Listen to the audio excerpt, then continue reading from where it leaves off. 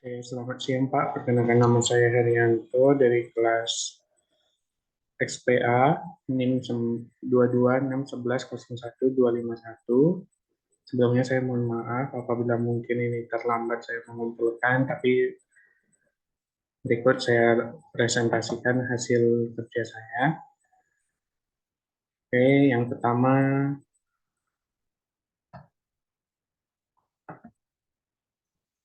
penganggaran modal atau capital budgeting.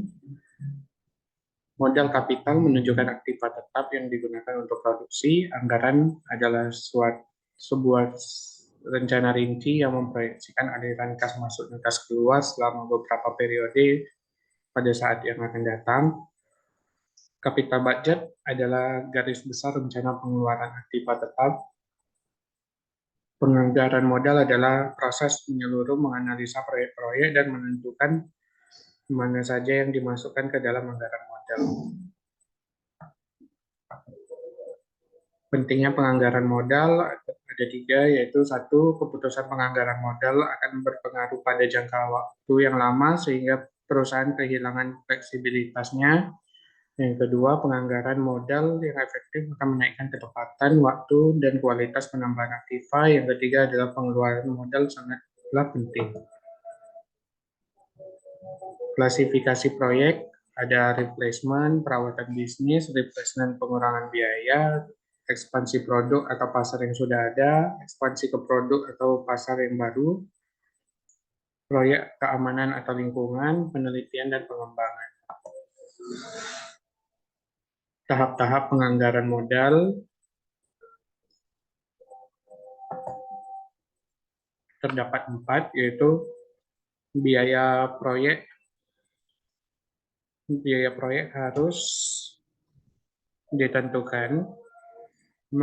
Manajemen harus memperkirakan aliran kas yang diharapkan dari proyek, termasuk nilai akhir aktiva, risiko dari aliran bisnis kas proyek yang harus diestimasi.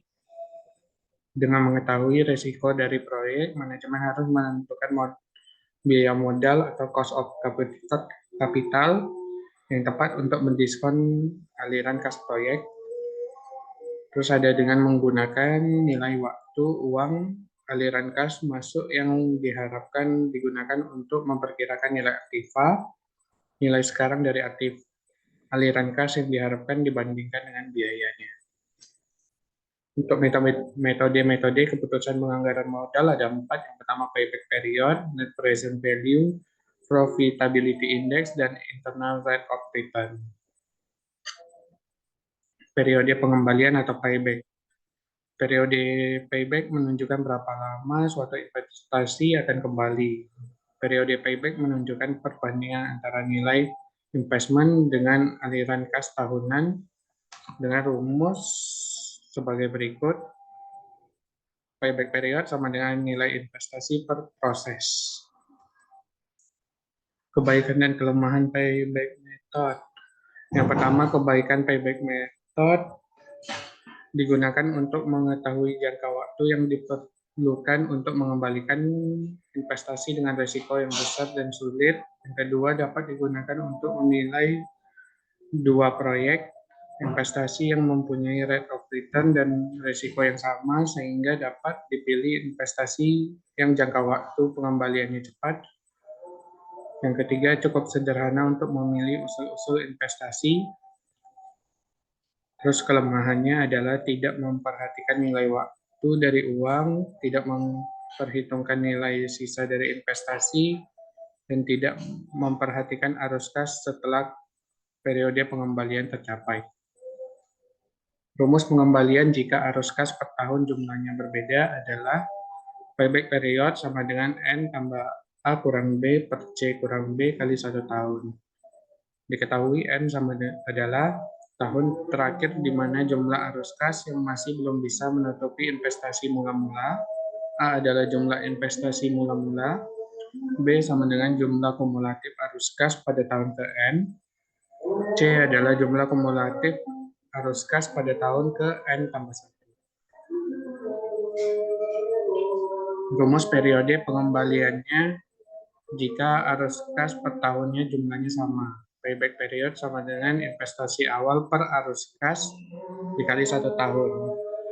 Periode pengembalian lebih cepat sama dengan layak, periode pengembalian lebih lama sama dengan tidak layak. Jika usulan investasi lebih dari 1, maka periode pengembalian yang lebih cepat yang dipilih.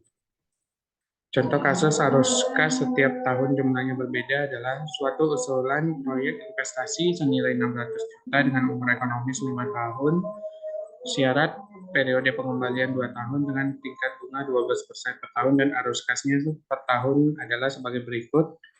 Tahun pertama 300 juta, tahun kedua 250 juta, tahun ketiga 200 juta, tahun 4 150 juta, dan tahun kelima adalah 100 juta. Arus kas dan arus kas kumulatifnya adalah sebagai berikut. Tahun pertama arus kas kumulatifnya 300 juta, tahun kedua 550 juta, tahun ketiga 750 juta, tahun keempat 900 juta, dan tahun kelima 1 miliar. Untuk payback periodnya sama dengan periode pengembalian per A kurang B.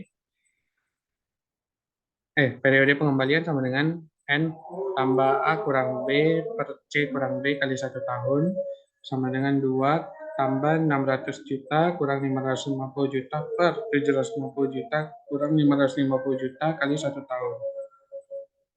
Hasilnya adalah 2,25 tahun atau sekitar 2 tahun 3 bulan. Apabila periode pengembalian lebih dari yang diisyaratkan, maka investasi ini ditolak. Yang kedua adalah net present value. Net present value merupakan selisih antara pengeluaran dan pemasukan yang telah didiskon dengan menggunakan social opportunity cost dan kapital sebagai diskon faktor, atau dengan kata lain merupakan arus kas yang diperkirakan pada masa yang akan datang yang telah didiskontokan pada saat ini. Untuk menghitung NPV diperlukan data tentang perkiraan biaya investasi, biaya operasi, dan pemeliharaan, serta perkiraan manfaat atau benefit dari proyek yang direncanakan. Jika perhitungan NPV mengandalkan pada teknik arus kas yang didiskontokan. Rumus NPV sama dengan NBI kali DF atau seperti yang tertera dengan keterangan NB sama dengan net benefit pada tahun I, DF sama dengan diskon faktor. Adapun tabel berikut ditujukan sebagai arti perhitungan terhadap keputusan investasi yang akan dilakukan. Bila NPV lebih dari 0, maka investasi yang dilakukan memberikan manfaat bagi perusahaan, maka proyek bisa dijalankan. Jika NPV kurang dari 0, maka investasi yang dilakukan akan mengakibatkan kerugian bagi perusahaan, maka proyek ditolak. Kalau NPV sama dengan 0, maka investasi yang dilakukan tidak mengakibatkan perusahaan untung atau rugi. Maka kalau proyek dilaksanakan atau tidak dilaksanakan tidak berpengaruh pada keuangan perusahaan. Keputusan harus ditetapkan dengan menggunakan kriteria lain, misalnya dampak investasi atau terhadap positioning perusahaan. Keunggulan dan kelemahan NPV. Keunggulannya adalah menghitung nilai uang dan waktu. Yang kedua adalah memperhitungkan arus kas selama usia ekonomis proyek. Yang ketiga adalah memperhitungkan sisa proyek. Untuk kelemahannya adalah manajemen harus dapat menaksir tingkat biaya modal yang relevan selama usia ekonomis proyek. Yang kedua, jika proyek memiliki nilai investasi inisial yang berbeda serta usia ekonomis yang juga berbeda, maka NPV yang lebih besar belum tentu menjamin sebagai proyek yang lebih baik. Yang ketiga, derajat kelayakan tidak hanya dipengaruhi oleh arus kas, melainkan juga dipengaruhi oleh faktor usia ekonomis proyek. Langkah untuk menghitung NPV adalah tentukan nilai arus kas dari sekarang, termasuk arus kas masuk dan arus kas keluar yang telah didiskontokan pada biaya modal proyek. Terus jumlahkan arus kas yang telah didiskontokan ini, hasil ini didefinisikan sebagai NPV proyek. Jika MVP adalah positif, maka proyek harus diterima, sementara jika nilai MVP adalah negatif, maka proyek itu harus ditolak. Jika dua proyek dengan MVP positif adalah mutually eksklusif, maka salah satu dengan nilai MVP tersebut harus dipilih. Oke, berikut contoh soalnya dan jawabannya untuk menghitung MVP. Diketahui MVP-nya sama dengan 11.115.000.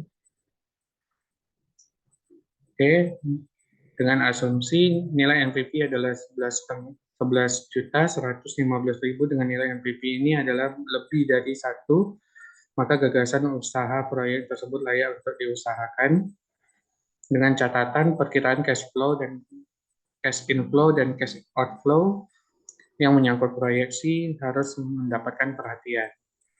Perkiraan benefit harus diperhitungkan dengan menggunakan berbagai variabel, perkembangan proyeksi sejenis di masa yang akan datang, perubahan teknologi, dan perubahan konsumen. Oke, berikut perhitungan MVP-nya. Oke, nilai MVP adalah 11.115,73 dengan nilai MVP ini adalah lebih dari satu, maka gagasan usaha proyek tersebut layak untuk diusahakan. Baik, sekian penjelasan dari saya. Apabila ada kesalahan, saya mohon maaf dan terima kasih dan selamat sore, Pak.